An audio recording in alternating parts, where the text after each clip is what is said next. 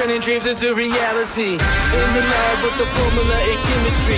Your memories spark and motivate and make the industry shake. We put the bars in the place. I'm talking one chance at best, yes. Fading pitches for the culture, keep the brushes fresh. Flip the cover with the drummer, passion never rests. Freedom is our teacher under pressure, now we blessed. See, I was so close with the glow. Hello, start this gangster. Thanks I get. Hello, I started this gangster shit. And it's the mother thanks I get. Hello.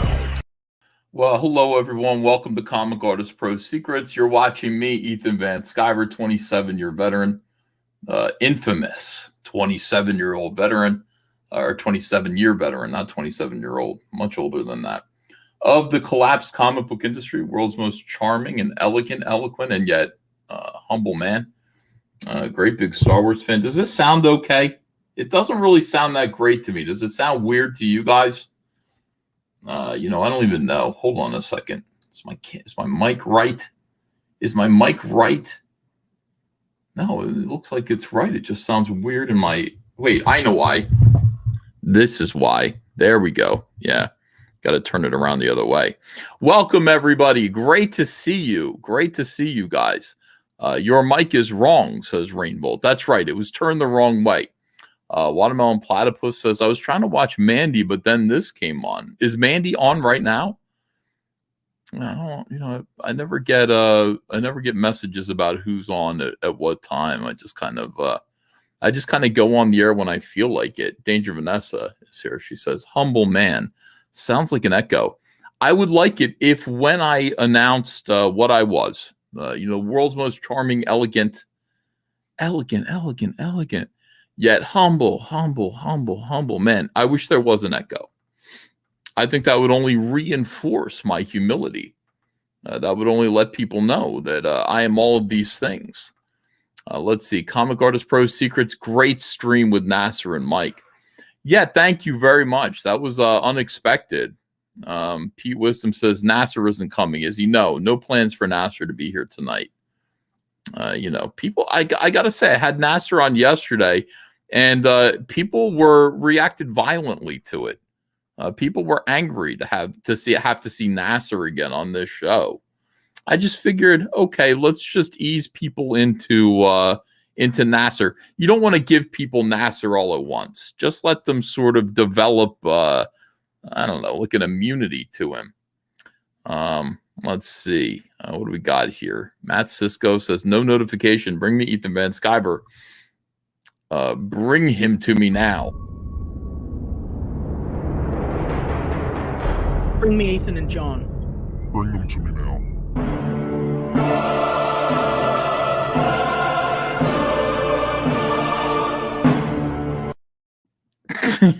Great. Oh, Liam. I miss Liam. I haven't had Liam on the show in a little while. All right, let's see. Granty's Nuts says, Hail E, is the Shockroach card coming soon? Yeah, I wrote it today. I wrote the back of the Shockroach card. I will get it produced and I will get it out to you guys. I'm sorry, I've been pretty distracted working on Wreck Planet and working on other things. Andrea has asked, and she reminded me today, she wants to do a Christmas card for you guys. And it's going to be free. It's not going to be a situation where you have to join the channel, I don't think. But we just want to, we want our regulars to get a nice Christmas card from us, Cyberfrog style. And that's going to take work. Everything takes work. Everything's work all the time. I can't just take it easy. I can't just lay on my back and watch a movie, because when I do, I fall asleep. I watch Dr. Sleep. Which might as well have been a suggestion, the movie title itself. 200 Watt Studio says, when will I be able to see last night's stream? I guess never. I mean, YouTube blocked it. I tried to show it, but it's not available. It wasn't that good anyway. Don't worry about it. It wasn't that good anyway. Don't worry about it. Nasser was in it for most of it. You want to see Nasser on repeat? You want to see Nasser Rabadi? Mark Wade says, still in denial about the divorce, Ethan? Yes, I'm still in denial about it. Doesn't help that Andrea is still in the house and still, asking me to do chores.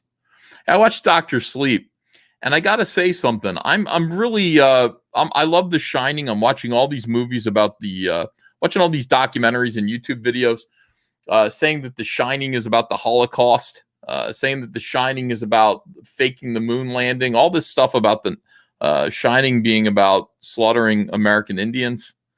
I love all these things. I love all these documentaries. So I talked to one of the guys who makes these documentaries. He makes all these insightful videos about The Shining. And he made a video about Dr. Sleep. I said, did you like Dr. Sleep? He said, yes, I loved it. And I thought Dr. Sleep was going to be shit, so I didn't watch it, even though I'm a Shining fan. So I finally rented it on TV, on the television set. And I sat down. It took me like 4 nights to watch it because whenever I lay down now, my body just says, go to sleep. And I just, boom, pass right out. So watching a movie, I don't get to watch movies during the day. I'm working. I might watch a movie like at 8 p.m. and then by 8:30 I'm asleep. So it took me a long time to actually watch Dr. Sleep. But it is just as bad as Star Wars. I like the movie for the most part, except there's this really super annoying habit that white liberals have. And I think it's white supremacy. I think this is actual white supremacy that SJWs exhibit. White liberal SJWs, males usually. It's like let's have a character in here. First, okay, let's just say it's The Shining. We're picking up the story of Danny. Danny is not doing so well in life. He's a bum. He's done some pretty despicable things. We watch him do something that's kind of despicable. But he's going to go back. The ghosts are back. He's going to go back to the hotel because there's this new group of like vampires that inhale the shining. They kill kids and inhale their shining ability. So Danny's going to stop them. And he does so with the help of a new Mary Sue character that, I tried my best to just shut it out. But like now, once you're Comicsgate, once you're politically activated, this stuff just jumps out at you. And it's so annoying. It's like, okay, so in the book, apparently, in the book, Danny from The Shining grows up and marries this other girl. And I think Stephen King originally wanted to have him marry Carrie from the book Carrie, and they would be psychic together. But instead, he marries some other girl. They have a kid, and this kid turns out to be named Abra, and Abra is in the book. But in the movie, it's not Danny's kid. In the movie, it's just this random little 13-year-old black girl, and she's perfect in every single way. And I'm so tired of this. She's super smart. She's not afraid of anything. She's got a great home life. Her parents are a mixed race couple. And she's just, oh boy, she's got it all together. Not afraid. She's not afraid of these vampires that eat kids at all. No fear. She shines. Why? She's the greatest with the shining of anybody who's ever lived. She's marvelous at it. And it just irritates me so bad. It's like, so now she's going to lead us through. Like she's the main character that's going to lead us through the sequel to The Shining. I don't need her there. And the same thing happened with the Disney Star Wars movies. Really, all I'm interested in is Luke Skywalker, Princess Leia, Han Solo, and Chewbacca. To a lesser degree, C-3PO and R2-D2. I do not need Abra in this, especially if she's not even Danny's daughter. If she's Danny's daughter, then that's one thing. She's not. She's just, oh, we're talking, we're communicating, we're fine. I got to tell you, there are bad guys that are coming. They're killing kids. It's the same exact shit over and over again. And by the way, why can't white male liberals write black people who are anything other than super geniuses and perfect in every way? It is white supremacy. It's absolutely white supremacy. That somebody like Stephen King or whoever wrote this, whoever wrote the movie, can't write a black character that isn't a human being. If you're writing black characters that are criminals and thugs and stupid and silly, like people did in old Hollywood movies, you're writing them as inhuman. And if you're writing them as perfect in every single way, you're also writing them as inhuman.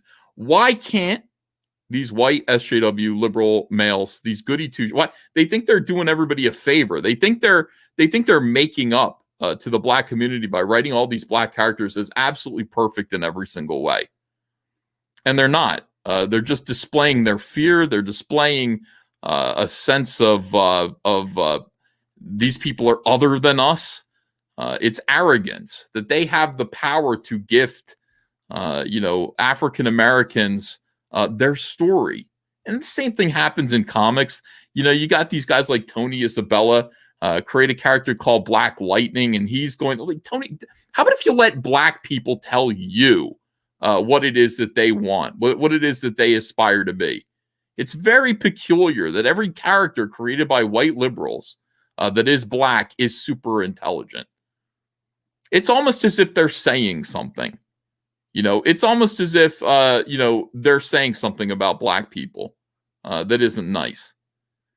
So, infuriating. And I see these Mary Sue characters and it drives me up a wall. I'm trying to watch this movie about Danny. I want to see the hotel.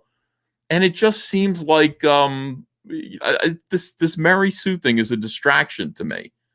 I'm like, so she's perfect. She's not afraid. She sees the twins in the hallway. She's cool. She's like, she sees the woman who has all kinds of power, who has sucked the soul out of children, who's killed children. She's seen this woman kill children. She's powerful. She's scary. She appears in the road like a ghost.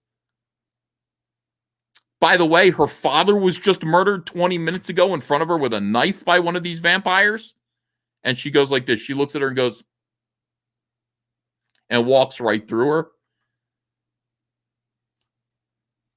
It doesn't make me like these characters anymore. It doesn't make me like them, that they're perfect. God, it's so weird how they do that. I don't understand how SJWs are like this. Thanks for coming on. Hello. Yeah, I saw the movie too. I read the book and I saw the movie.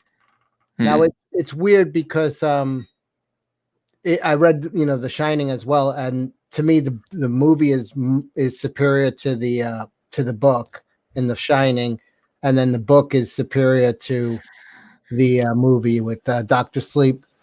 But they followed two different things, because in the book of The Shining, the hotel is destroyed, whereas in the movie it wasn't. So they followed the movie where the hotel wasn't destroyed, where the book was, followed that these people hung out where the hotel used to be because it's a power center, and that's why they went there. Well, they destroyed the hotel at the end of the movie, so it's like Stephen King got his way. The hotel's on fire. They went to the furnace and all that stuff. The girl's white in the book also, and they did give her more flaws in the book. Like she was almost sadistic in the way that she wanted revenge on these people, and you were almost like a little bit afraid that she was going to become bad because there was just she had a mean streak, and they kind of, as soon as in the movie they made the girl black, and they kind of did take that out of that character. She was perfect. It was a delight. It would have made her a lot more interesting if you were actually worried that she was going to become abusive because she was so powerful. That would have been a little bit more interesting. It would have. The book was more interesting because of that.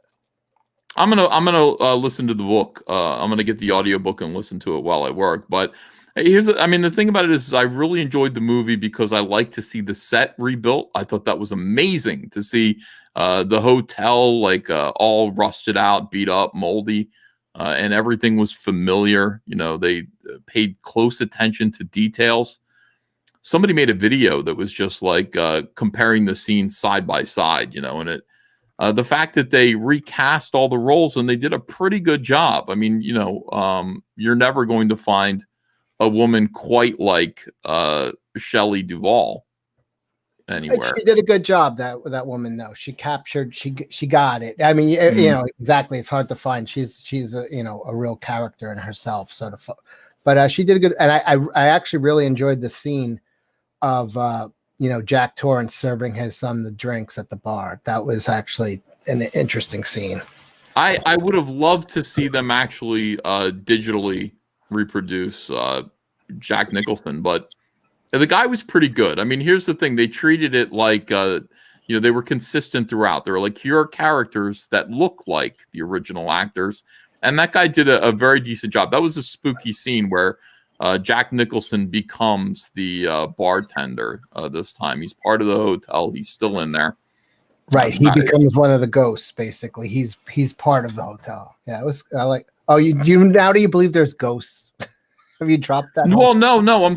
According to this movie, yeah. I'm just saying that there are different ways that you can interpret The Shining, and maybe that's what makes it so great. Like if you sit there and you watch it and you go, okay, there are no real ghosts. It's really just a battle of psychic powers between this father and son. That makes the movie interesting. But I'm sure, yeah, I think you're right. I think there are literal ghosts in The Shining. I think, that was the intention of the film. But I've seen that movie so many different times. The Shining might be becoming one of my favorite films. It is one of mine for sure. And it's exactly for the reason. It's because you think about it.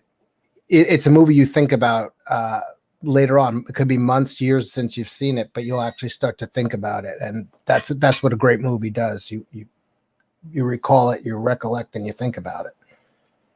Yeah, yeah, that's right. You have the movie memorized. I don't have I've seen so many movies that I don't remember a damn thing about. I don't remember anything about Rise of Skywalker, and I just saw that not too long ago, a year ago. I don't remember anything about it. I remember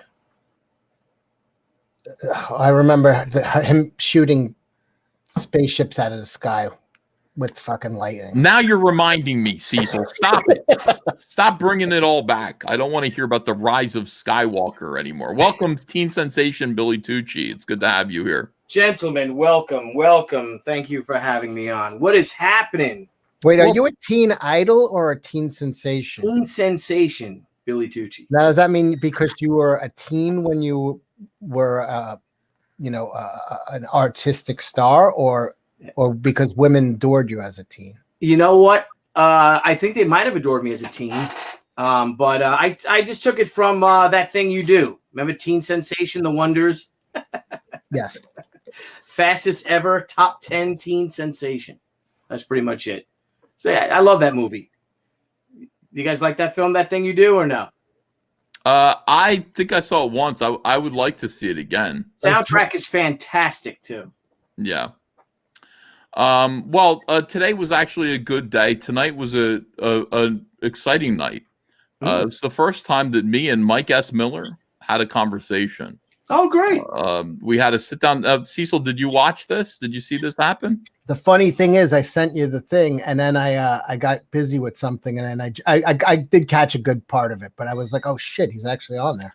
Yeah, we had a really good conversation. We initially fought about what Comicsgate was. Mike's very stubborn about that, but this was on Nasser Rabati's channel. Nasser had Mike on there, and he said, "Can I bring Ethan in?" And it was a little bit like a Dean Martin and Jerry Lewis kind of thing, except one of us is super talented and the other one isn't. It was a little bit like that. It was kind of refreshing, and it was kind of warm. Like I think you would have liked it. I think you would have been. Here's a little moment from it for people who didn't get to attend. Here's Mike and me. Yeah. Oh boy. All right, Mike's back. Mike. Yeah. While you were gone, an artist submitted a piece he wanted to critique on. Okay.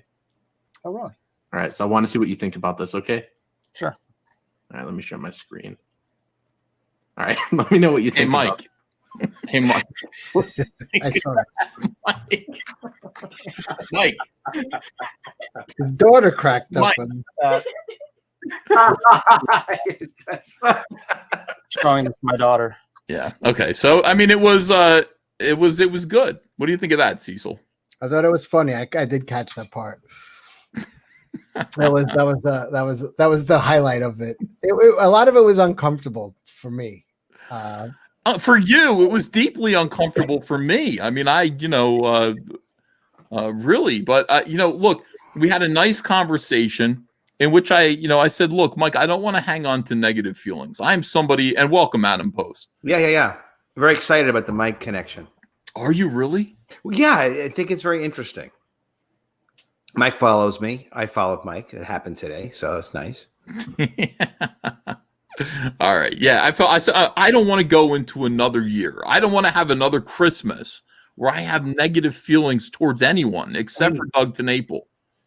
Now that's it. I want to get along with people. Mike said he would pray about it. I said that was good. I said we're both Christian men. We believe in forgiving each other. And that's beautiful. It was beautiful. A lot of people cried. A lot of people cried in the chat, It's very sweet. So his reaction was, I if I saw it right, because I didn't see you guys talked earlier, I got to subscribe to Nasser again. He laughed when you showed the picture of the cactus. Well, it was tension breaking. What I'm saying is that some things are never going to change. Some things might change, but other things are never going to change. And I will always show you objects that are shaped like penises. That's never going to stop. Right. And if it's boring one day, which it probably never would be, but if it was, then you wouldn't anymore. But I think learning to accept each other for who we are. I mean, you are going to do that. Yeah. I mean, just get used to it. It's never going to stop. Take it like a man, literally. I want a horse named Hey Mike. It's JV. Funny because you have an opportunity with the word "hey." That's very clever. Or make him have a giant horse cock. They do all the My Girthy stallions do, and it's just big, enormous penises because they're stallions. If you don't put a penis there, they could be fillies. They could be mares. Right. I mean, I can't have a horse named Nightmare because that's female. Oh, I got an idea. What is that? What is that called? The name of the horse that has it's brown with like white spots on it. There's a name for that type of horse. Arabian. No. What's it got? Say it again, Cecil. It's like brown and it has white. Palomino? Spots. Is that Palomino? It's Palomino. Yeah. Okay, so what you do is on the Hey Mike, make it one of those, but the big white spot is a huge dong. That's an idea. You think of the brown and white spotted horses. I'm sorry, I think you meant like the yellow with the white. Dale said Palomino too, so maybe I'm right. Palomino. Piebald is Appaloosa. I think that's it. The Appaloosa? I think that's what it's called. Appaloosa. Yeah. Somebody in the chat just did it. I didn't remember that, but that's it. That's ringing a bell. Pinto. Oh no, well, yeah, the Appaloosa has it. Yeah, and Pintos have it too. I think Hey Mike should be one of those with a big cock on the side of it. That's not a bad idea. Sure. Just have it be have a nice penis on the side of the horse, subliminally. So in any case, people are pretty excited about the idea of Mike coming back. My conversation with him, at some point, I'm just like, I feel like I see where your next book is going, and I want you to succeed. I want everybody to succeed, and I don't think that if bad feelings towards me are standing in the way of your success, I gotta fix it, Adam. You know what I want to ask Mike is I just want to ask Mike, and it's personal to him, but it could be private. I just want to know. I know Mike doesn't hate me, but Mike says he misses you, but he hates you. Why does he hate you? And I heard a couple of good reasons, and but I hadn't heard it from Mike necessarily. So sometimes you don't know what's in someone's head, and we all think from our own point of view. But it's like I'd love to know, like, well, what is it? Because maybe it is just a direct apology, or maybe it's just a conversation about like, look, a show is different, and if there's something that's so personally offensive that then we don't do it, but we do need to make an entertaining show. So we have to always know that the love is, like I really didn't got to be on channels with Mike much at all, but I really enjoyed Mike on your channel. The whole dynamic was really fun. It was really funny. Yeah. And the whole Comicsgate is a cult. That's just hard feeling stuff. It's not like, no one's really invested in that. Well, let's see. Tungsten XE says, towards the end of the Nasser stream, Mike addresses Ethan as brother. I like that. Are you uncomfortable playing that? Because I think a lot of us missed it. It sounds like we're talking about it. What, the whole Nasser stream? I don't want to Is play it the whole long? Nasser. Okay. Yeah. It was fairly long. You know, Okay. it took a while. You know, initially we were just kind of circling each other, and then it kind of became, well, you did this and you did that, and then it was, you know, Mike said, I don't want to relitigate the past. I agree with that. And then it was just a matter of what Comicsgate is and if Mike is Comicsgate. And I told him he was, and he's like, nah. And I don't know. Dan, I don't know why it has to be a debate about Comicsgate either, because like Billy doesn't have a Comicsgate tattoo that I've seen.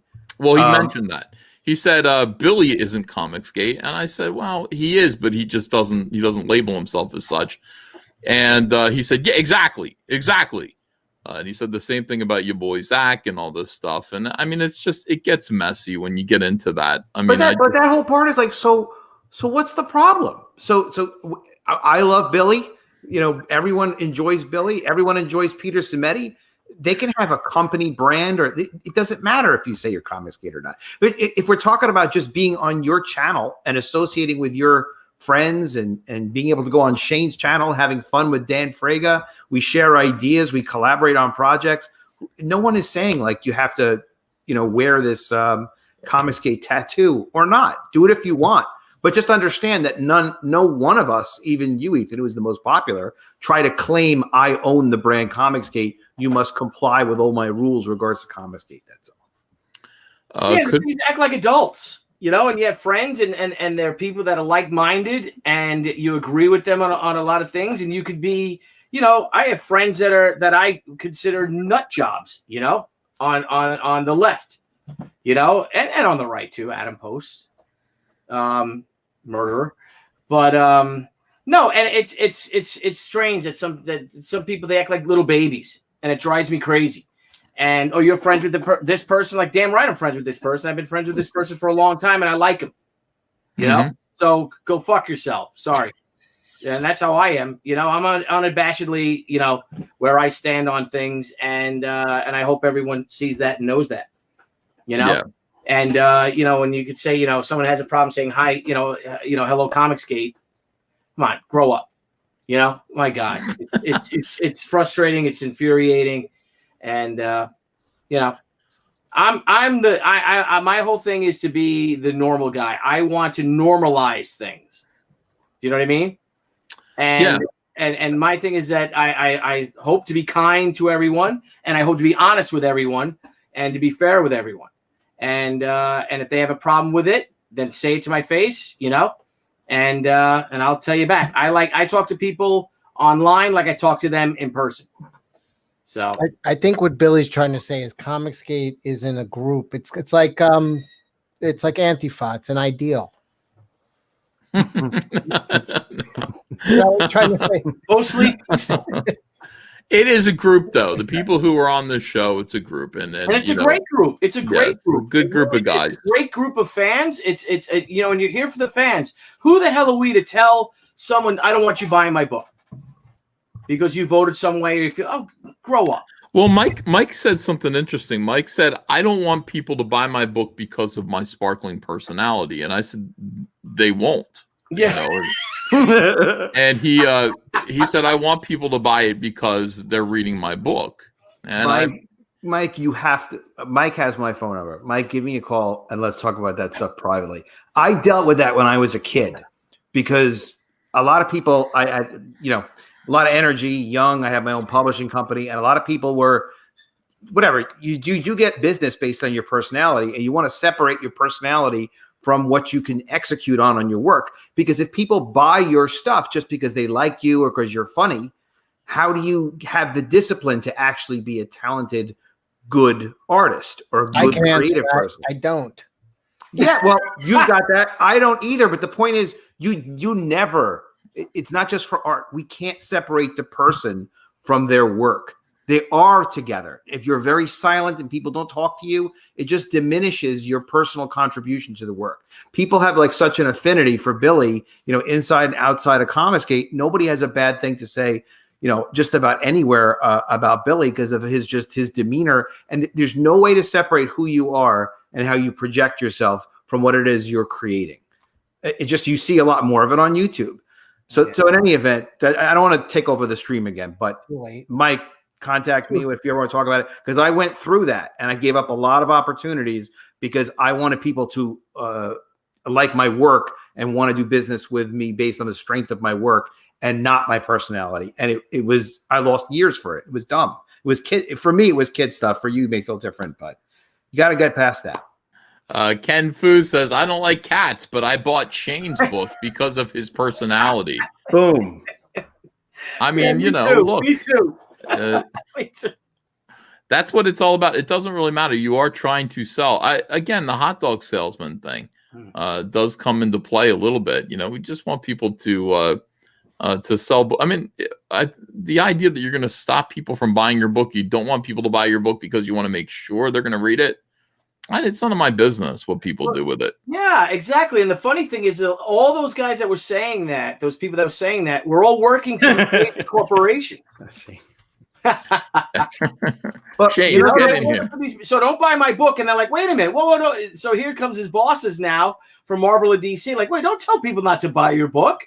What are you, crazy? Because it's not your book. It's our book. You're just working on it. Yeah, you got very interesting. You got to get it in their hands. You got to get it in people's hands. Mr. Biggins is mad at Biggins. Why don't you come in here? You have the link. Come join. Nobody's heard from Biggins in a long time. He used to come in here all the time. He had things to say. Now he's in the chat with interesting things to say, but nobody can see them because the chat's moving so fast. Cumberbatch Pepperpot says, I bought Shane's original art because I refused to buy cat books. 200 Watt Studio says, I bought Shane's book because I'm a man of pleasure. So many of us are. Yes, indeed. And you know what? Speaking of men of pleasure, I'd like to say, and I don't have a drink and I have to go grab one, but I'd like to make a toast. And it's bad form to do without it, but today would have been Darwin Cook's 58th birthday. Wow. And you remember that night we hung out that weekend in Orlando, Ethan, at MegaCon. Well, we're going back 6-7 years now. That was one for the ages. That was a blast. Your room was right next to mine. I remember that. And we had this great. It was like at a balcony and everything like that. What a pisser, man! What a great time. Just a truly great guy. And losing Darwin so suddenly was a disaster. No, I didn't know he was even sick, really. And it goes to show you only have so much time on the planet. You might as well use it wisely. And when people ask you what you think, tell them the truth, like Darwin did. And here's Darwin Cook. Happy birthday. I know that you said you're probably not going to go back to superheroes, right? Well, not in any big way. Okay. Is there anything that you think maybe you'd like to see DC or Marvel change about the way they do business to maybe make you want to?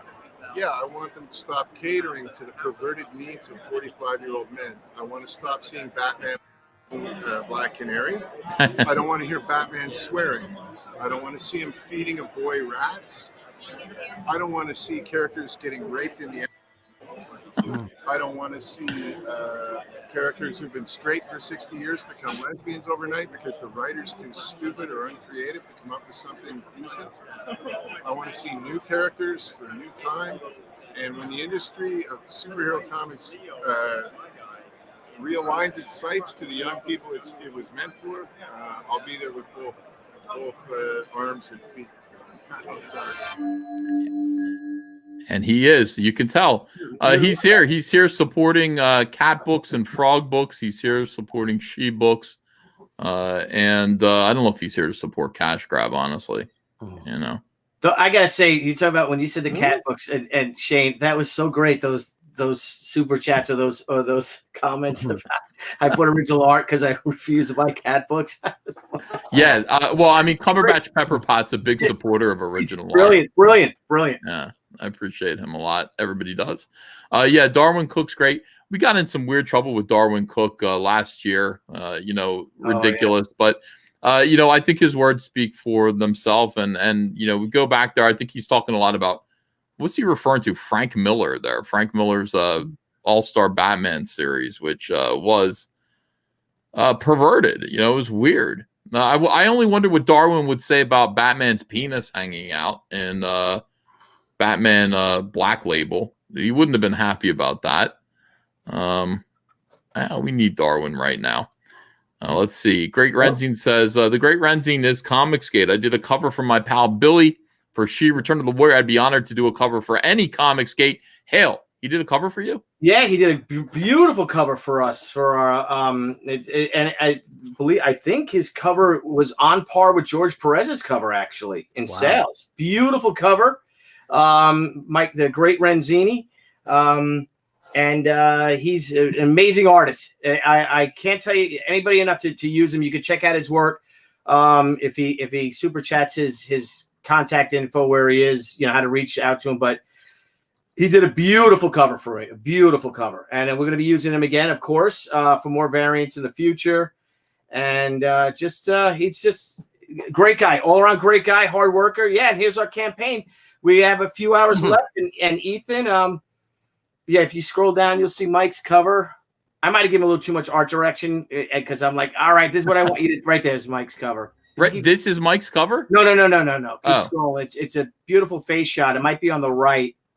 Oh, it's not on the. Yeah, I don't know if it is. I think that it might be. Okay, I'm gonna keep scrolling down. Back.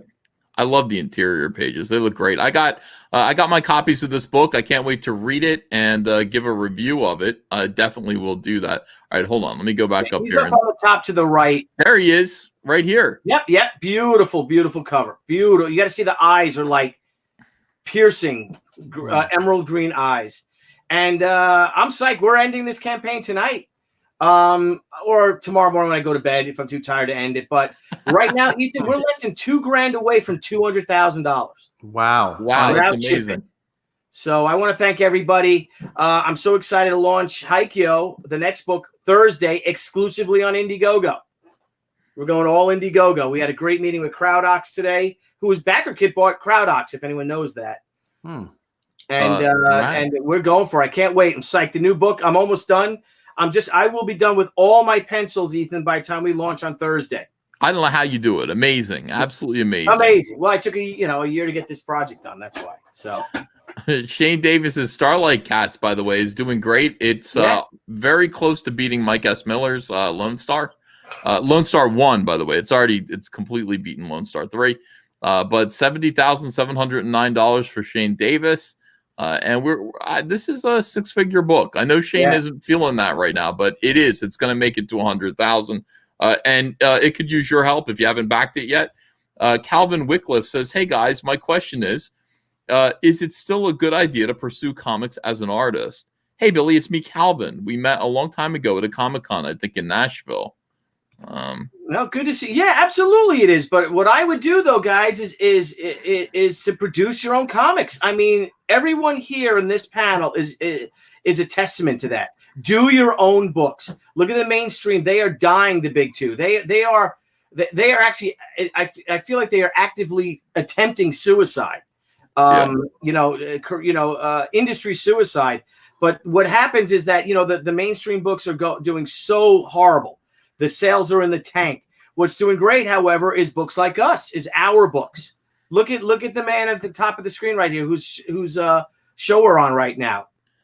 Millions, fantastic, and deservedly so, and rightly so. And it just warms my heart, and it's really reinvigorated my own love of the industry, buddy. I've fallen in love with comics again by doing my own books again. Well, I'm glad to hear that. I feel the same way. I'm happy at the pace that we're working at. I like the idea of doing fewer comics, but better quality. I want to keep these comics. I don't want these comics to be disposable. I'm glad She is coming out. Looks like we're going to get 2 She's a year, maybe even 3. Yeah. That's precious to me. That's really, really important. I'm excited about looking forward to these books and getting them in my hands. Cyberfrog 2 Wrecked Planet is still going. Today I saw pictures of the PVCs. They're going to be in these window boxes, Billy. Nice. I'm going to show you these. Yeah, let's see them. I got to design. Well, I'm going to have the guys design the boxes. I don't think I'm going to do that personally, but they look pretty good. Let me see. Yeah, I'm getting better at this. I'm getting better at being a broadcaster, Billy. Don't you worry. Here we go. This is where we are. Cyberfrog 2 Wreck Planet PVC toys. This is what the boxes are gonna look like. This is so big. Oh my god! What the hell, dude? This is gonna cost so much. No, it's great. It's a pleasure to do this. It's a real pleasure. So we're gonna make these beautiful crates. We're working on them right now. All Caps Comics crates that will fit the honeycomb boxes and will fit these two toys. So your freebie, your little Cyberfrog freebie, is gonna come in this beautiful box, like this, and it'll be designed. It's gonna have Cyberfrog art all over it. Maybe honeycomb. It'll be sitting inside a honeycomb. Yeah, that's a great idea. But it's going to be beautiful, and thanks to everyone who helped make this happen. I hope next campaign we actually make some money rather than spend it all on toys, Billy. You know, Well, you can take the kid out of New Jersey, but you can't take New Jersey out of the kid. you can't. I got to get toys made. I want to be Todd McFarlane so bad. You know, that guy just made toys. And I've always thought about that. I'm so glad that we have the opportunity to do that. So we're doing it. Salamandroid, there he is in the box in blue, but we're going to do these other 3 variants in order to try to sell more copies of the Salamandroid figure. You know, I'm not making more of them. I have a minimum order quantity. So we have to sell through that minimum order quantity. So I'm making 1,000 of each of these. There'll be a silver. There's going to be a white one that you can paint if you want. You can paint it. And a gold one. And those are going to be available eventually. I haven't decided how yet, but yeah, we're going to make those available so that we can try to break even and make our money back on these. But thank you so much to everybody who's backed Cyberfrog Wreck Planet. Over here is Cyberfrog Warts and All, which is going to end, I promise you, in 10 days. We're putting a stop to this madness. I'm not going to leave this up in demand because we've got Rainbow Brute, and I don't know how much more of the stuff that I can juggle. Yeah, it's a lot. Yeah, it's a lot of campaigns to worry about. You know, it's hundreds of thousands of dollars and a lot of product that we got to, put in people's hands. You know, it's a business. It is a business. It's a real business. Norrad said, need a She Cyberfrog crossover cover. Hell, I do that in a New York minute. Well, we could do it. Yeah, we can do anything we want to because we own these characters. That's right, brother. That's right. See, so how come your camera's off so I can't see your beautiful face?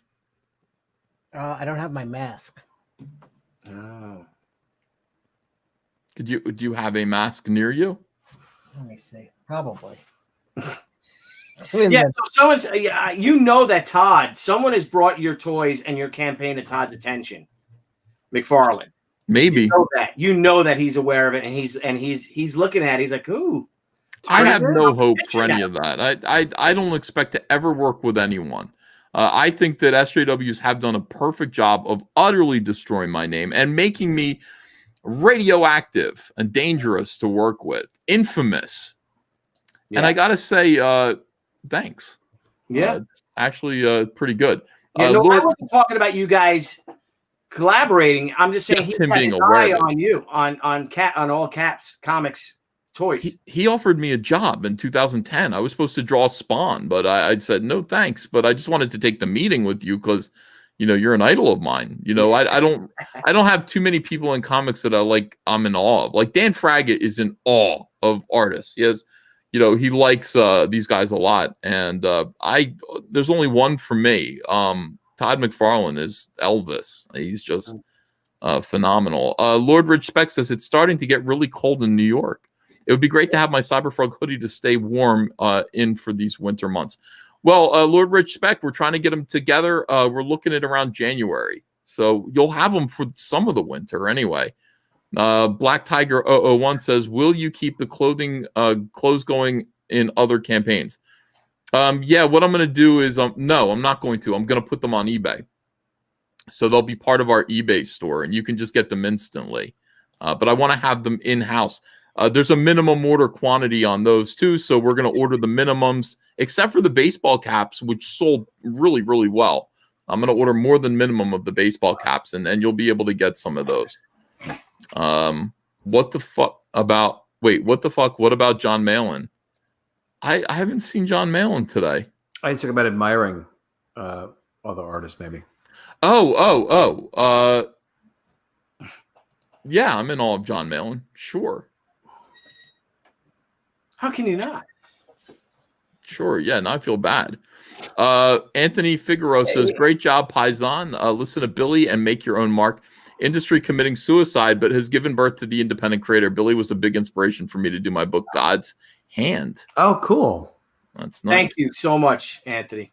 Yeah, he's good people. Mr. Biggins says, does the chat want to hear about Mike Miller? Biggins, are you coming in here or no? What are you doing? Are you just teasing people? Timothy W. Haskins II. Uncle E, ever thought about having Brian Polito on? Coffin Comics kills it at crowdfunding. Yeah, I'd be honored to. Jersey in the house. That would be a great show. Is he Jersey? Is Brian Polito? Yeah, he's from Jersey. He's Jersey, born and raised. Now he lives in Arizona. Arizona, yep. By the way, Shane Davis is in the chat. No, that's clone Shane Davis. That's fake Shane Davis. I'm not going to put up with that. It's the other Shane. Yeah, Shane, come on in here. Simon Oliver says Cecil's splayed out naked like a Renaissance painting right now. A little bit. Yeah. Rubenesque. All right, Biggins is coming in. He says, Daddy's coming and I have my belt. So he wants to yell about Mike S. Miller. That would be fun. Yeah. Yeah, come on in here. So, all right. So, Billy, the comic book industry, in particular, DC Comics, it doesn't have long to go. It's not going to be around for much longer. I'm sorry to say. Not at least they're not going to be doing printed comics for very much longer. Anyway, word that I have is June 1st is when they want to be out of the printed comic book business, which would be crazy. They'll just do digital. The rest of the industry will collapse under that. So what's going to happen with comic book stores? Hopefully they'll sell back issues. And that's you got Jesse James Comics in Arizona. He stopped selling new books. I say actually, except for a few independent titles. He'll buy new independent titles, but he stopped buying from Marvel, DC, Dark Horse, and he said his store is doing great with through just back issues. Right before Midtown pulled out of whatever that lunar thing was, whatever that was, right before they pulled out of that, they started opening up like a division for back issues. Yeah, that's what I'm collecting right now. I'm collecting Fantastic Four and the Incredible Hulk back issues, and I'm quite happy about it. Mr. Biggins, welcome to the show. You were in the chat. You seem to be upset about something, so I wanted to get you in here to talk and speak your piece. Well, I'm not upset, but I have to say that Comicsgate is made of fans that were maligned by the comic book industry and disrespected by the creators that we spent so much time and money on, and we are the deplorables. We are the Lao Bao Jing. We are the people that are maligned by the elite. And Mike Miller, to me, is one of those people. He said Mark Waid was right. He called us a cult. And so I think, in my mind, Mike Miller is irredeemable. He might be. I mean, you can, if you want to personally reconcile with him, that's your business. But I don't think the fans are going to accept him. I mean, that's going to be up to the fans. I can't hold hatred in my heart for individuals. Well, I have trouble with it. Yeah, I did. I don't hate people very well. There are people who have done me real wrong. I already forgave them, and I got to move on. Having trouble with people, feeling hate for people, doesn't make me happy. It makes me sad. It's not healthy too. It isn't healthy. You got to let that stuff go. So I personally felt a lot of hatred for Mike over the past year, and I don't know why. I guess I do know why. I could probably explain it, but because you feel betrayed, because your big thing is betrayal. That's your thing. Yeah. I can remember exactly when it was. It was when, it was him doing the commentary on the thing between you and Doug, where he was, chiming in and taking Doug's side, and it was just like, after all he fucking did. Like, even if he thought that, he probably should have just kept it to himself, because I don't know. I think to me that was the part, and that was the part that got Andrea upset, and I think that was it. I think that was your personally. I think that was your breaking point. That's right. Yeah, that's true. But time's gone by, and I think time has proven that I am right. You know, and I don't want to be mad at Mike. You know, I just don't want to. I want to reconcile and make things okay, and we'll see what happens. I'm hearing Sketch Therapy say he's saying the F word, but with a PH and a Q at the end. So we're not going to get, Mike is not going to be allowed to slip on this panel with Sketch Therapy around. You know, we know that. Mike's called Sketch Therapy a relentless troll, which made me laugh. No, I don't know, guys. I would love to talk to Mike, and I don't hate anybody, but I'm not going to spend any more money on him. Mm-hmm. And I don't think Comicsgate is either. Yeah, well, we will see. We'll see how that goes. And I don't want his family to starve or anything, and I wish him the best, and I hope he comes around and drops his I think he's a Pharisee, and he knows what that means. And he's probably listening. And I think he needs to re-examine and deal with his short man syndrome, and he needs to pray for wisdom, because he's got a lot of shit wrong. And the chat knows I'm right. These deplorables know the truth. Don't you deplorables? Hail the motherfucking chat. Trevor Nichols says the frog mutilation vids is what killed him for me. That was stunning. Yeah, that was. But I mean, again, after all, I'm sure I deserve that. Lord Rich Speck says mending fences with Mike won't keep me from buying Cyberfrog, but I won't give Mike anything until he admits his wrongdoings.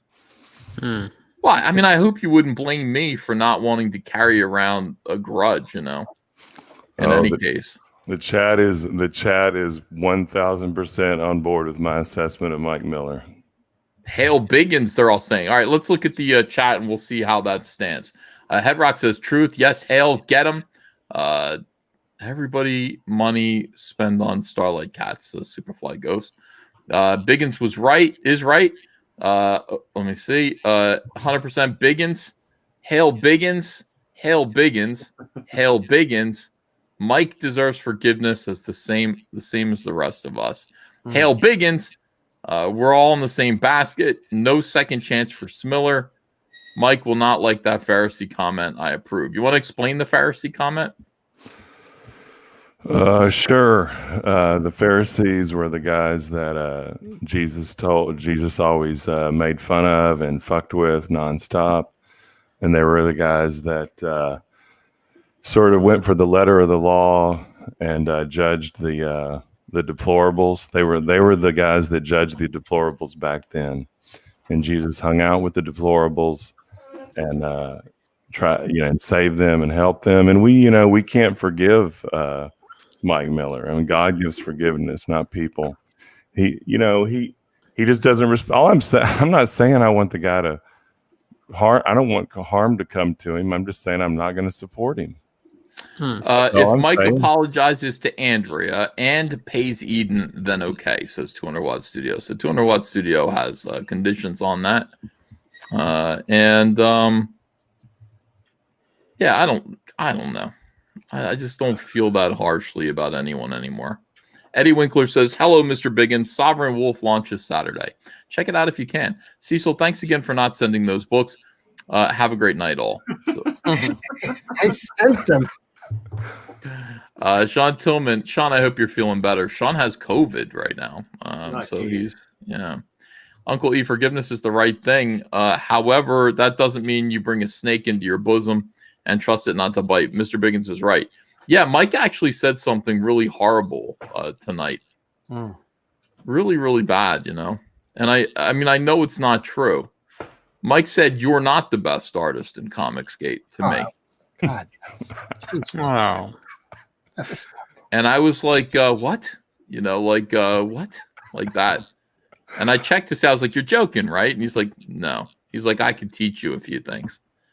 And I was like, okay, Mike. Agent Jeremy says, Jesus forgives, so I don't have to. Hail Biggins.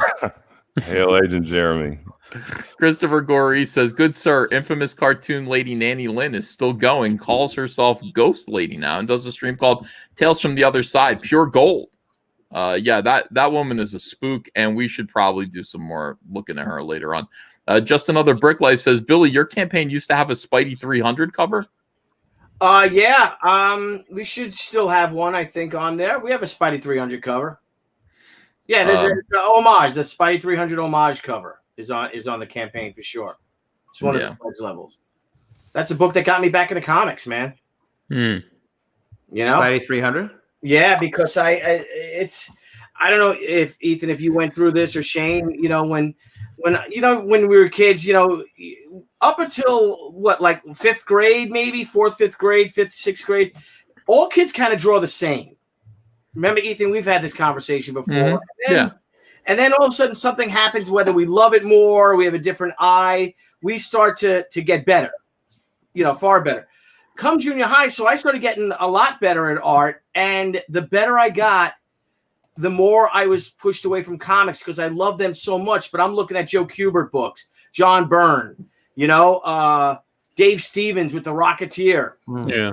You know, looking at these amazing books, you know, all the great, John Buscema. And I'm like, I could never do this. I could never do this. So it pushed me away from comics, even though I love them. And it wasn't until I was in college when one of my friends brought in that Spidey 300 book. And I saw Todd's amazing style that he played with, anatomy. And he made more, Spidey more arachnid. And pushing the boundaries of stuff, not doing that real, the perimeters, the Dave Cochran type of, brilliant, draftsmanship, anatomy, things like that. And it was fun. I'm like, wow, well, if they accept this style, then maybe they'll accept my style. And that's what got me back into comics. And I went down to go buy the book, and it was $10. So I couldn't afford it. So I ended up, I got 301. But that was a comic that got me back into it. So I felt, to do a homage cover, but I wasn't aware of how popular the homage covers were of it. It's a big thing, and it was fun doing it. It was a lot of fun doing it. Wow. And like I said, Todd's great. He really changed the face of comics. He turned a page, just like this is right here with Comicsgate. What the independent comics are doing, with the Indiegogo books are doing. Just basically self-publishing all across the board. It's literally turning the page in the history of comic books, and it's great, and it's getting to a damn good positive chapter, and it's wonderful. I just love this burst of creativity, this rainbow of creativity, this kaleidoscope. It's fantastic. It's inspiring. I love it too, but I'm so much better than Mike. Mike just sent me a DM. He wanted to actually clarify what he meant when he said he could teach you a thing or two. He meant, when you're stealing a kumquat, you want to twist it off the stem, not pull it, otherwise it'll damage it. Oh. That's what he was talking about. Oh, I see. Okay, well, I'm glad he clarified. Yeah, I mean, it's just shocking to me because I'm so much better than Mike. My art is so much more appealing than Mike's. So much more appealing. People like it. They see it. They're attracted to it. I know how to tell a story in an exciting way. I draw things in a unique way. Ethan, I didn't see that. I didn't see this, but he literally said he's a better artist than you. Well, yes, many times. Okay, but tonight, right? Yeah. And now you're complaining about it on this. So this is the same Mike Miller that said pride is a sin? Yeah, that's him. I think he took the bait. You think he took the bait? You took the bait. I took the bait. So this is about my pride? Maybe. Well, I don't care about pride. I don't care. I'm a very proud man. No, but I hear what you're saying, Shane, but I'm so much better than Mike. Like, I'm so much better than Mike. I mean, yes, it is a subjective judgment, but if it is a subjective judgment, you just need to compare our crowdfunding campaigns, and then you could see that subjectively I'm better than him. And I think even objectively, Adam, I think that just comparing the two, my art next to his there would be no question about my greatness. We've criticized Mike. We were just criticizing Mike's art yesterday. We were criticizing layouts. We were criticizing just for every couple of shows he gets critiqued. But hey, maybe he wants to have a drawing contest. Well, I don't want to do that. I mean, I don't want to have a drawing contest. I've got nothing to prove. I don't want to do that. You know.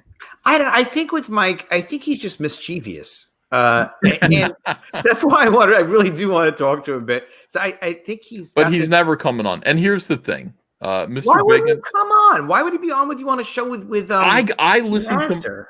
to. Well, I mean, look, I gotta listen to my customers. I gotta listen to people like Mr. Biggins. Yeah, Mr. Biggins is very wise. Much respect for Mr. Biggins. Always. Mike needs to humbly apologize to the entire world and admit that he's offended everyone who's ever lived and died. And I think if he can first he needs to apologize to everyone in the world.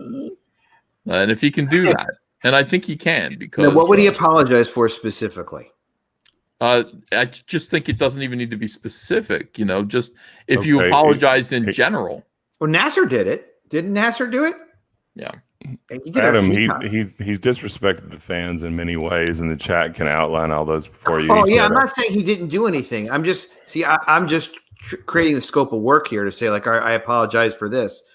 But if he could just generally apologize and say, "Hey, it was me. I did these bad things, and sorry about that." Well, it ain't gonna happen.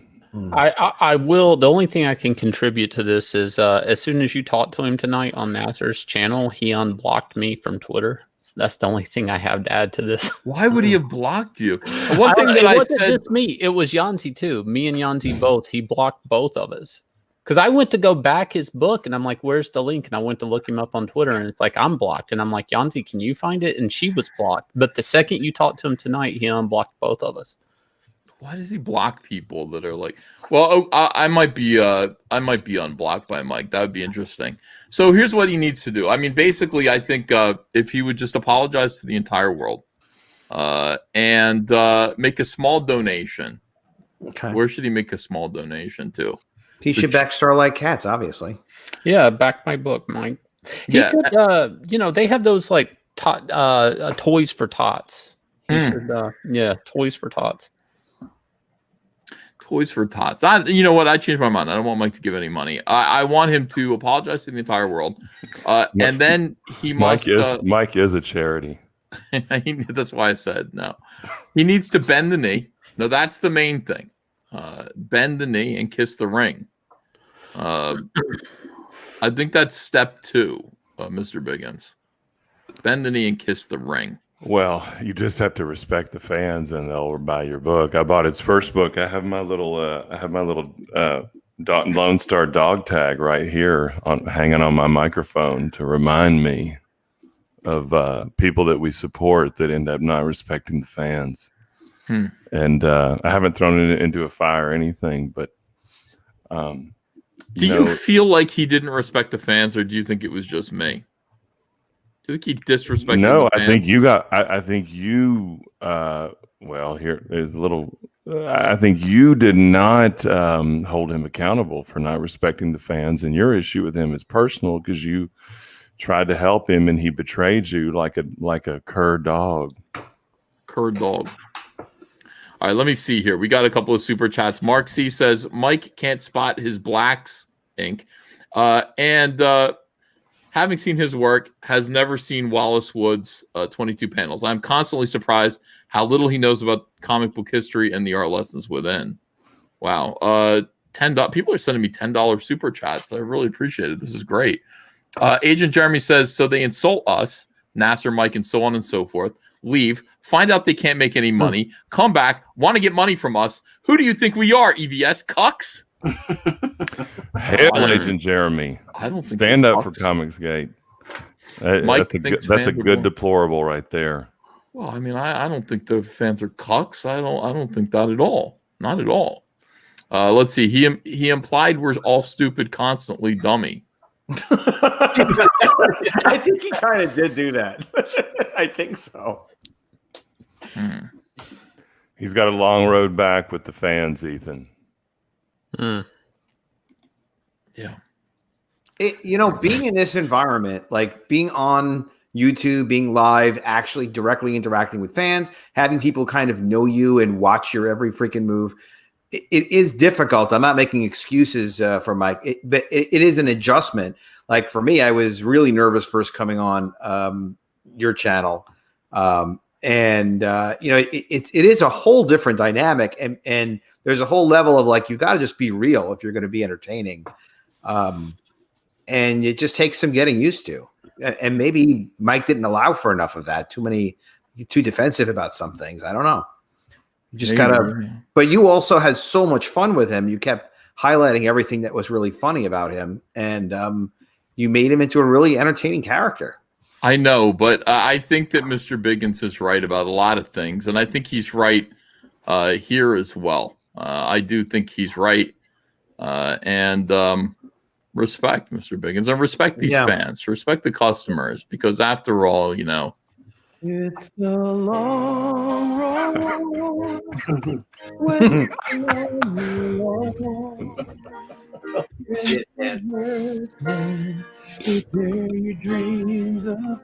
It hurts when they tear your dreams apart. Just seems to bring you down. Trying to find peace of mind can break your heart. Can break your heart trying to find peace of mind.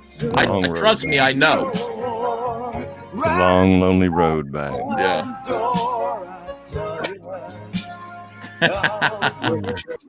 All right, very good.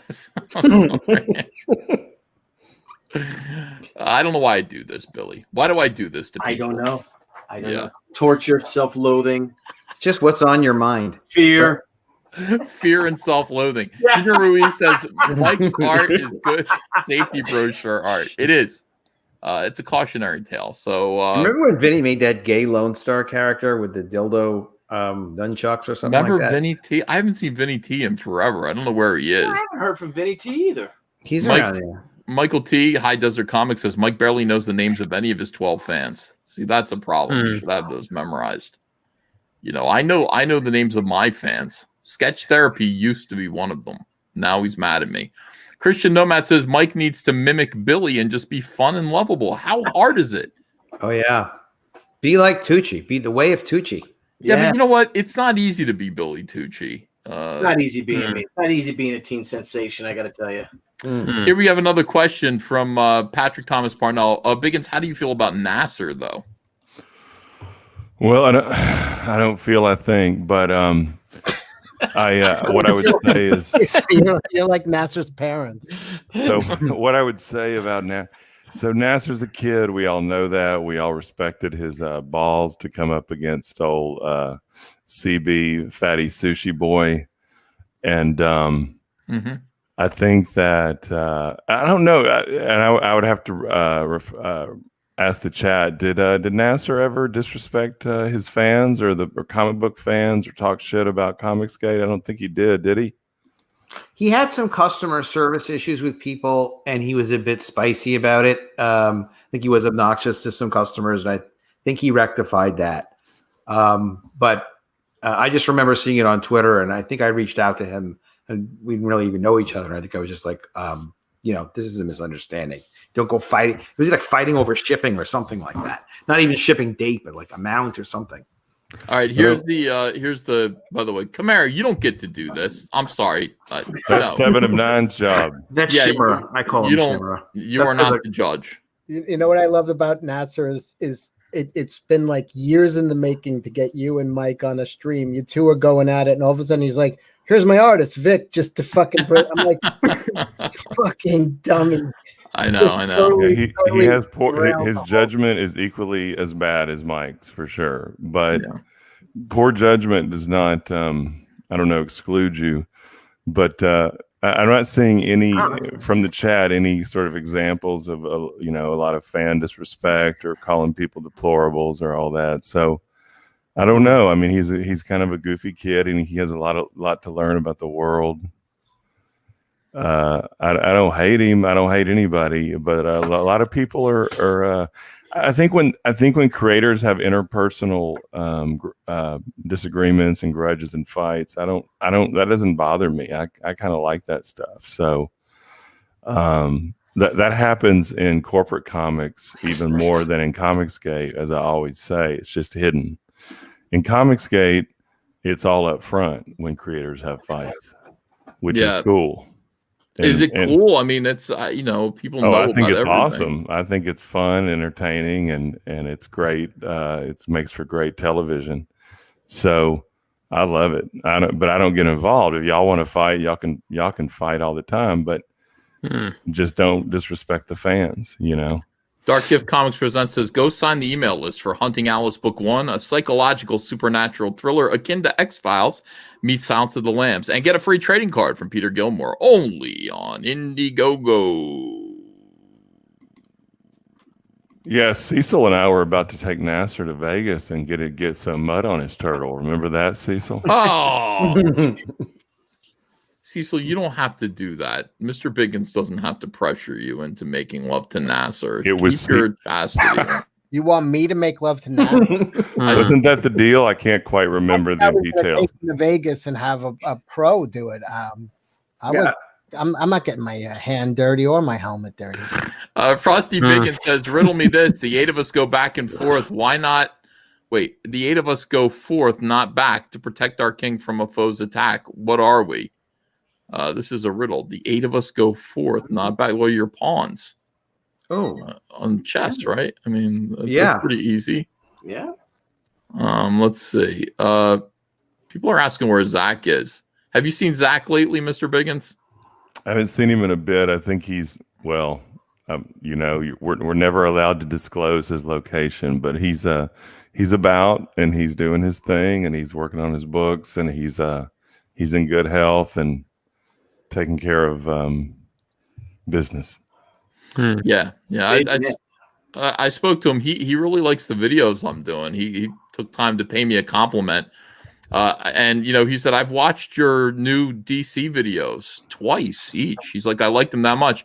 And I was like asleep and I just said, hey, that's flattering, man. Thank you. And he goes, flattering? And he called me he called me the F word for gay. He said, flattering, Ethan, flattering. And he was right to do so. Yeah. Seraphim Nexus says, remember, kids, wider the smile, sharper the blade. Cheerio. I don't know what that has to do with anything. I mean, That has to do with people coming back around for money, Ethan.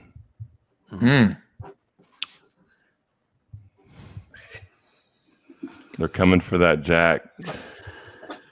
Well, okay, I understand. The deplorables know it. The chat knows it. Listen to the wisdom of the chat. I'm trying to listen to the wisdom of the chat, but they're, they're calling me gay. So, well, delete flattering from your vocab. It'll go a long way. What else do you say? How do you say, hey, thanks, dude? Hey, thanks, bitch. Bitch? Call him a bitch? Yeah. That's one of the nicer things I call him. His comings and goings are more top secret than the president's, Yeah, I don't know what he's up to, but he needs to, I don't know. He needs to do live streams. The one thing about Zach that just destroys me is that, he figured out the formula. This is the thing, and people are curious about what Zach's doing, and I think Zach is curious about what Zach's doing because he figured out the formula for success. You go on YouTube, you talk to your fans, you say, "Hey, everyone, let me review." Remember when he used to just be like, "Okay, I'm gonna review a comic, and then I'm gonna answer all your questions," and he'd review a shitty comic. And then he'd go, okay, in the chat, and he'd read everyone's chat. He'd accept money. He said, I'm a Ferengi. He'd get super chats. And then he would announce, oh, look, I've got a new comic book on Indiegogo. And he would promote it every single day. The good old days. And he would do okay, I got a 48-page graphic novel, $25. Bonus item, $25. $50 for both of them. And that was it. And this guy raked in money hand over fist because everybody loves Zach. And by the way, that's something that Mike S. Miller said he's like, I don't want people to give me money because they like me. Oh, geez.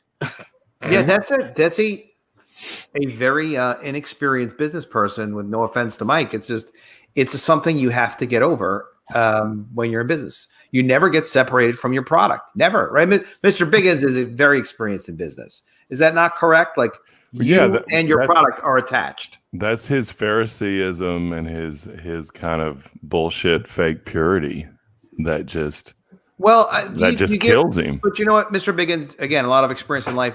Do you feel also it's a little bit of maybe not developing the skill set of developing relationships and working on developing relationships and not being intimidated by having relationships, whether it be with a fan or other professional relationships and things like that? Well, I always say Mike has a terminal stage 4 case of short man syndrome. And so that might have some, I mean, who knows the root psychological cause, but he has terrible judgment. I mean, he just has poor judgment. And we all have to, we're all turning the crank. We're all, we all have to pay the bills, and he's just not doing the things that he's supposed, and he uses God as an excuse. God wants you to pay your fucking bills, Mike. No, yeah, that's when you got kids like that. Mark C says, Mr. Biggers, he calls you Mr. Biggers. Speaking of Zach, tell him a 15-second promo at the beginning of a video doesn't cut it. Tell him to live stream. Pick up an oar and row. Stop just moving with the current. Yeah, he has a small a small group of friends that bust his ass nonstop, and we all tell him that constantly. And he's a stubborn mule, I mean, what can you say? He's a stubborn son of a bitch, which is why he's one of the reasons why he's successful. And he wants to do it his way. But yeah, we all tell him, we all feel that he should get on and interact with the fans more. Of course we do.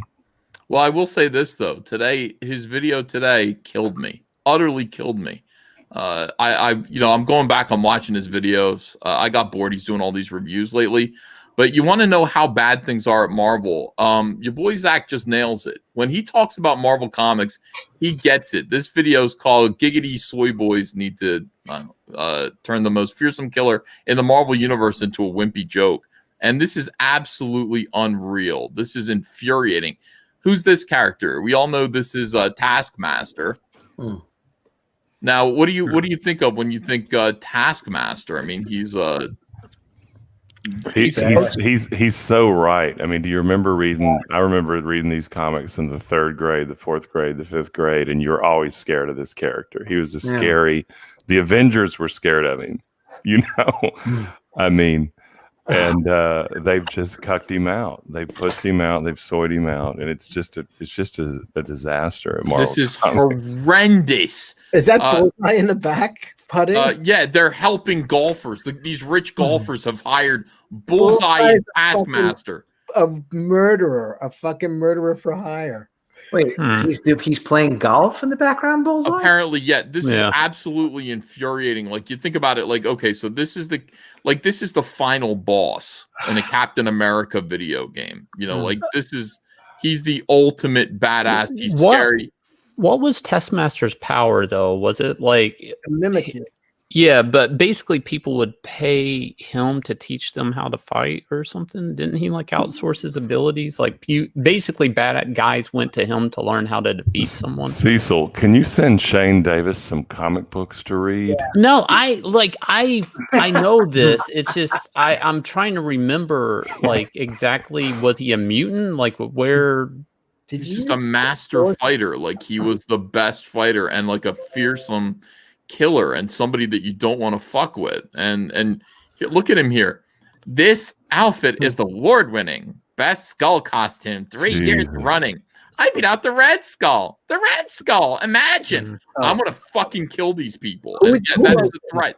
I have to. These people who are writing these SJWs who are ruining these characters that they did not create. You didn't create Taskmaster, you asshole. If you want to do this, if you want to make fun of these characters, if you want to destroy these characters by making fun of them like this, you do not belong at Marvel Comics. This person should be fired into a brick wall right out of a trebuchet. Look at this. Look at this. The Black Widow. Look at his caption. Oh my God. He's afraid the Black Widow's coming. And here's Nick Fury, quite possibly the greatest killer to walk the earth at present. Better than the Winter Soldier. Better than Elektra Nachios. No fucking way she is. Better, it goes without saying, than you. Wrong. Here's the thing. He can match. He's as good as her. That's his whole power. Whatever she is, he's just as good. Except he's a fucking dude who's twice as strong as her. So of course, Cecil, look at Taskmaster. Oh no, Fury, Nick. But remember, I'm gonna die. You gotta help me. He had Captain America's shield. He had Hawkeye's bow. He was a bad motherfucker. Too, right? He had a sword also, right? Yeah. This guy's afraid of fighting Black Widow. Oh no, I'm gonna die. You've gotta help me. Holy shit. Guys, SJWs are killing these characters. No, killed already. They killed it. I mean, listen, they're not even DC anymore come June, right? So that's it. They fucking. So I did a cover for this book, and I'm not sure if it's going to print.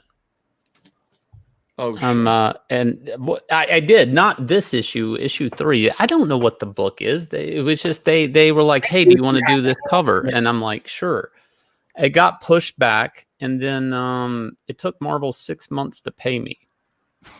Wow. Jesus Christ, that's weird. Yeah, so there's a big financial issue at Marvel. Like, so this book was supposed to come out like a long ass time ago. It was supposed to come out with the Black Widow movie, which is weird that they're like making fun of the character so hard when he's supposed to be the big bad in that movie. Look, you can't. I mean, this is the thing. Even if Black Widow is the hero of the story, like you make Black Widow, you hurt Black Widow by insulting the villain that she has to face. This SJWs do not understand a goddamn thing about this. You got to make it like Black Widow is afraid. That's the whole thing. Oh my God, like Taskmaster's coming after me. And Black Widow's training extra hard. She's working up a sweat. She's lifting heavy. She's doing squats. She's doing all the stuff that Biggins recommends. And she's getting ready because she's fighting the most badass, scary killer on the face of the earth. When you make the villain this gay, okay, wait, why are you helping me? He says to Nick Fury. God damn it. And the art's not bad. Yeah. Yeah. What a waste. I mean, what a waste. Like, this is really nice. Nicely done. This is a ridiculous scene. Look at Bullseye. He's never played golf in his life, whoever drew that. Frank Miller. Really good, but... Frank Miller had Bullseye killing his psychiatrist with a pill and a paperclip or something. Yeah, that was awesome. Look at this. Where are we? Connecticut wanted to put a state line between us and the Widow. Besides, nothing I like more than a road trip with a sleep apnea Skeletor. Of course, yeah, and then it's a medical condition, you jerk. Oh my God, who wrote your eye? I need a fucking drink. I'll be right back. What is this? This is a Marvel comic in 2020. They take the most badass characters and they make fun of them. Oh, that's the name of the book, Taskmaster. This is his book? Yeah, no, it's his book. Yeah. Yeah. Samuel Proctor, Frank Miller wrote those Daredevil scenes 20 years before Born Identity. Born Identity stole from Frank Miller, not the other way around. Oh my! It's really weird when they asked me to do the cover. I did too, because they wanted it to be more about Black Widow than Taskmaster, and I'm like, but it's a Taskmaster book, right? And they're like, yeah, but make it about Black Widow, and I'm like, what? I don't know. I'll post it on Twitter or something because it's supposed to be for issue 3. This whole none of this surprises me though from who I dealt with, because I dealt with 2 different editors. I think one didn't return back to work, and then it was a female editor that was on the book. She's like, "Yay, I'm on the book now," and I'm like, "Okay." Yeah, but this is the thing. You talk about disrespecting the fans. This is disrespecting the fans on a whole other level. They think this pablum is okay to feed you. They think this is going to be. This is the level that they think that they're making fun of you. and they're asking you for $6 to insult you and destroy the shit that they didn't make. This makes me livid. This makes me so angry. This is insulting. These people hate you. If it's not clear that SJWs hate you by the work that they produce, they think you're stupid. They think the characters are stupid. They think Marvel is stupid. They'd much rather be running a cooking show. And they're making this obscene puppet show with these marvelous, wonderful creations by people that they don't deserve. You couldn't shine the boots of Stan Lee and Jack Kirby and Steve Ditko. And Frank Miller. Thank you. Taskmaster is now Stairmaster. He needs to get next. He'll have a treadmill, like Malin. Is this the cover that you did? Yeah. Nice. It was funny. They wanted it to be more about Black Widow, so I had to try to rig it up in a weird way. But we'll see if it prints. I'm not sure if it'll print because they moved it, and then I don't know. It'd be surprising if it prints. I hate them so much. I got to tell you, I hate them. I really hate these people for this.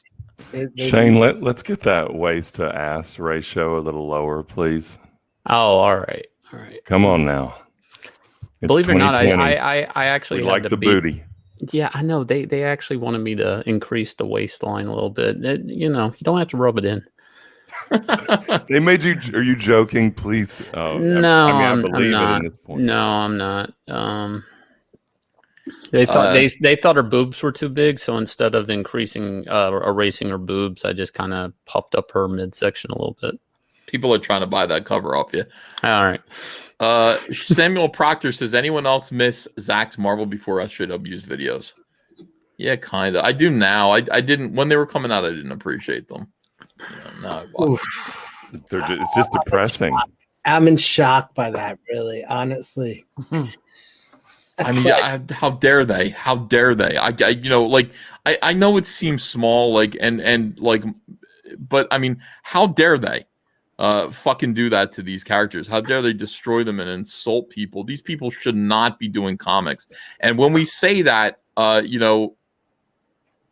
we have to remind people of exactly what they're doing, the comics that they're producing, so that you understand that we're not just being extreme and these people have no business handling these characters at all. At all. The great villain is scary. Yeah, the great villain's scary, and again, we need to. I want to relate to the hero. So here's what I want, and here's what I want in a comic book. Like the hero should be like worried about the villain. A casual sort of attitude about I'm going to beat this villain's ass. Nobody can relate to that. Nobody can relate to that. It should be something that you don't know if you can overcome. Like Dr. Doom is incredibly intimidating. Yeah. But even like Spider-Man's goofy villains like Leapfrog or Daredevil, Stiltman, they were still kind of treated like bad guys. Owlman, some of the Owl or whatever his name was, the old Daredevil bad guy. They weren't, even if they were laughable, they were still treated like opponents, I guess. Like, well, Stiltman, yeah, they all were. They were ridiculous villains, but they were criminals, and they were realistic and believable. And I lived in that world. I lived in the world of Marvel Comics for 5 or 6 years when I was a teenager. I bought every Marvel comic, and it was easy to do that. There weren't too many of them. What was that frog bad guy? Was that a Daredevil bad guy? Leapfrog? Leapfrog, and I think was there a Frog Man, or was it just Leapfrog? Yeah, it might have been Leapfrog. Yeah. Well, the Stiltman story was interesting because Daredevil took pity on him, but it was within the story. I mean, it was just a different approach to a villain, and he really wasn't feared, except he could hurt himself or he could hurt. And it was just a cool approach, but it still didn't disrespect the reader like this. You remember? I'm sorry. Go ahead. No, that's it. He wasn't a scary villain, but it was addressed within the story. It wasn't disrespecting or playing a joke on the reader, because Daredevil, I'm kind of a Daredevilologist. Daredevil sort of took pity on him and realized what the reader realized. It wasn't disrespecting the reader, and that was the difference. You remember like the Gladiator, talking about Daredevil and Frank Miller, the Gladiator villain. I think his name was Melvin something. He wasn't confident. Really, he had his own problems, and people would take advantage of him. But he didn't have sleep apnea. You didn't hear about that.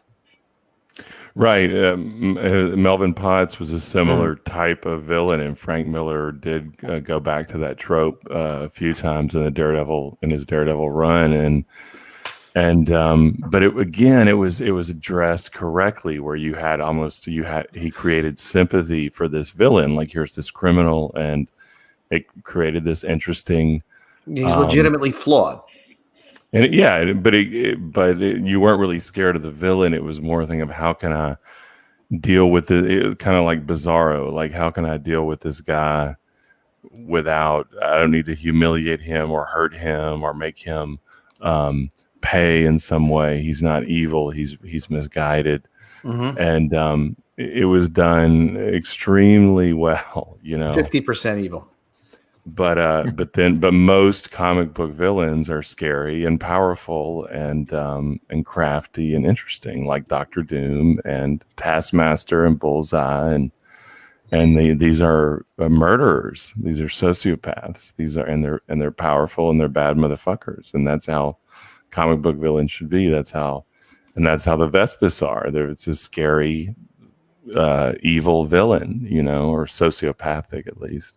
Well, if you want people to be invested in the story and invested in your hero, I mean, Cyberfrog gets his ass kicked by the Vespis in the first book and in the second book, and it's just like they're a scary, evil force, and we don't make fun of them. There's nothing to laugh about, and that's kind of the way these villains deserve dignity. They need to be scary, because when you give your characters dignity, you're also suggesting that you have respect for your readers. I'm really upset about that. But I will say this: the reason why I showed that is to say that Zach's videos right now are on the money. That video was pissed me off. Watch it. The ending he's got a surprise ending on that video that I think you guys will appreciate. Comics Matter with your boy Zach's the channel, right? Comics Matter with your boy Zach. Subscribe if you haven't subscribed yet. By the way, subscribe to this channel if you haven't subscribed yet. These people, I mean, YouTube is mean to me. I'm sitting here working my tail off to get more subs by making recorded videos, and I was up to 455 subscribers, and they just whacked out 80 of them. And they keep doing it. Like I'll get like another 10 subscribers and they'll take away like 7 of them all of a sudden. And I know maybe it is people just being mad at me because of Mike and Nasser. No, I think it's also that you do have you've been on doing this a few years now. And I think if people don't interact with the videos as much, they drop people off. So if they don't pick up on a couple of your videos, maybe live streams, whatever it is, they just knock you off as a sub. I'm subscribed like through 2 different email addresses. One of my email addresses just in August stopped because I never log into that Gmail account. It just stopped sending me the videos. I was like, well, not even notifications. I just completely unsub me. But the other one stayed live. Barb Rogers, a Little Miss Sunburn, says, "You guys are the real superheroes of comics." Cecil is. Cecil. Thank you. Yeah. Seraphim Nexus says, "Shane, 1, number tracksuits anymore. 2, 1, no tracksuits anymore, ever. 2, I shouldn't have put that light buzzing in my eyes. You can put it somewhere away from the webcam. 3, the stuff on the shelves behind you, less is more." So a lot of criticism for a lot of guidance. Sorry. Yeah, a lot. Sorry for all of it. Michael Slosa says, "I miss the Marvel Saga." I do too. That was a great series in the 80s. So Marvel Saga was just a reprint, like a clip art book. Was it on Baxter paper? Yes. Was it? The fancy Baxter paper. I bought it all. I bought everything that Marvel put out. Yeah, in the 80s, we could all buy everything. It was reasonably priced, not too many books.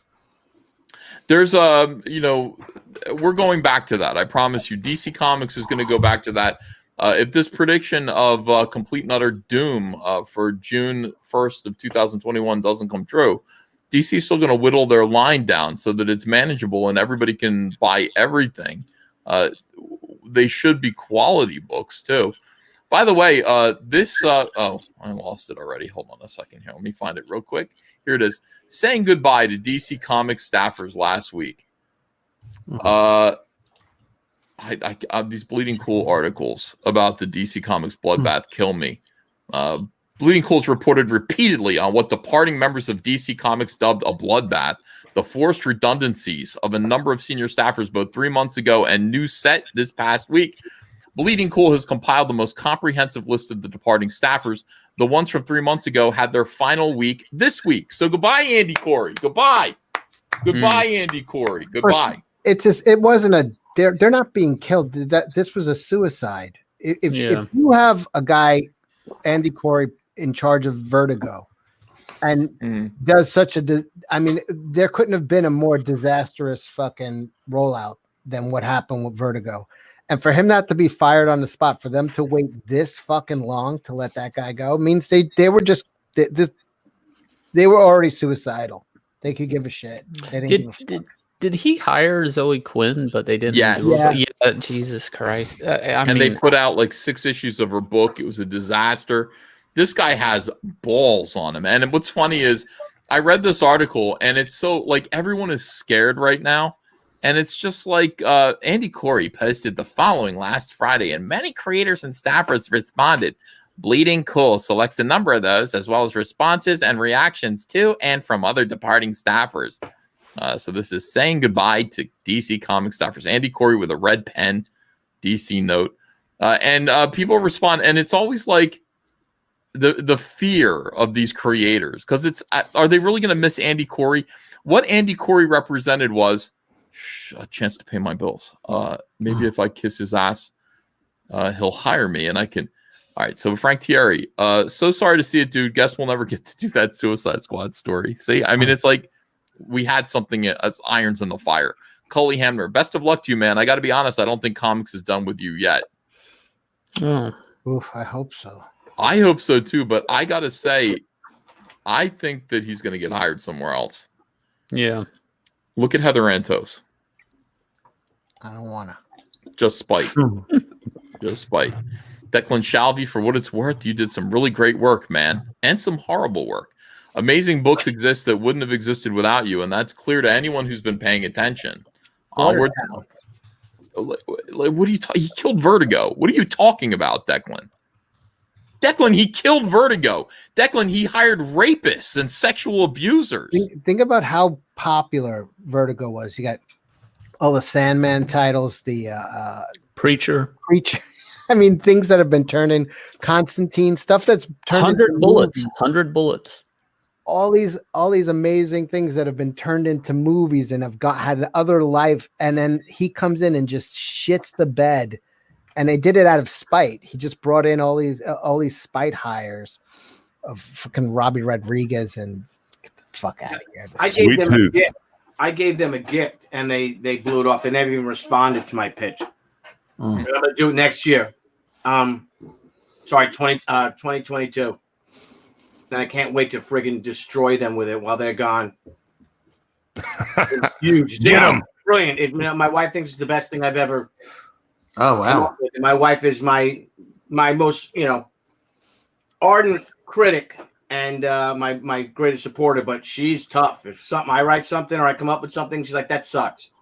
That's stupid. Go upstairs and do shit or something," And then they didn't even have the courtesy to ever respond to me. Wow. Well, here's G. Willow Wilson, fake Muslim. You're a legend. Wherever you land, they will be profoundly lucky to have you. Well, what's I'm the gonna fire legend? him out of a Legendary trebuchet. failure. What the fuck is the legend there?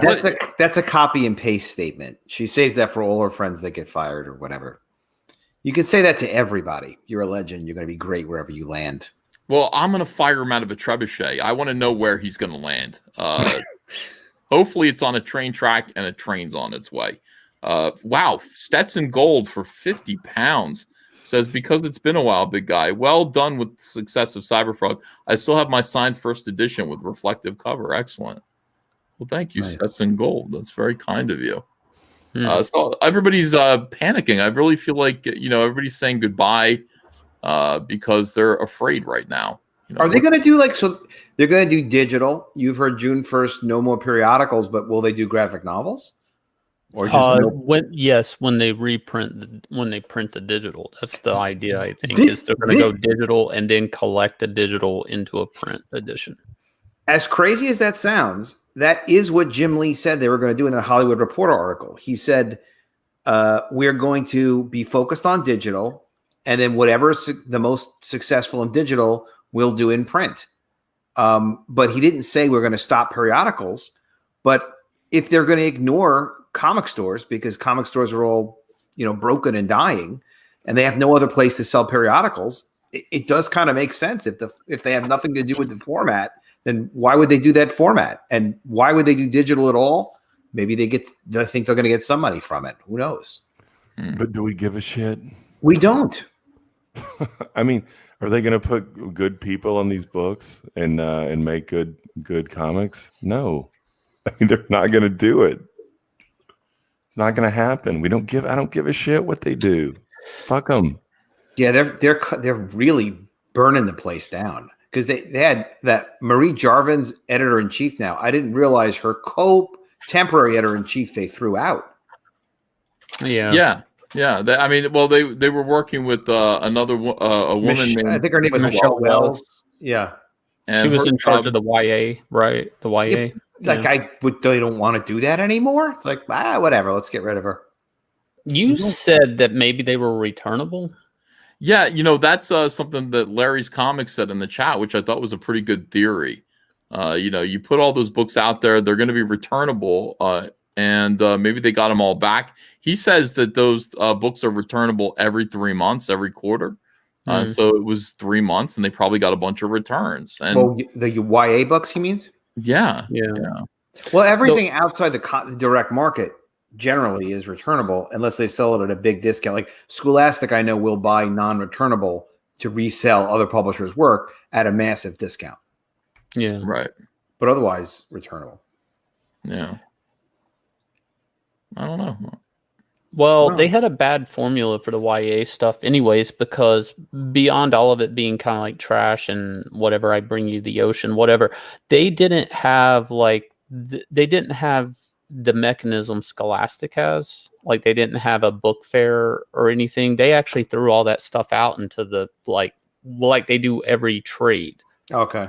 So they didn't have the tools for what they were chasing, the people they were like, we want to do what they're doing. They didn't have, the market into the school system and stuff. So that stuff basically went to comic shops and bookstores on its own. It either survived, it either got up on its own. It didn't have a type of push really like Dogman does, and things like that. So I believe that could be the failure of it. And even if they were successful in YA book markets, they look sick compared to the giants in it. You would have basically like a Batman YA book that looks like shit compared to Dogman sales. So I don't know what they thought they were going to get with it.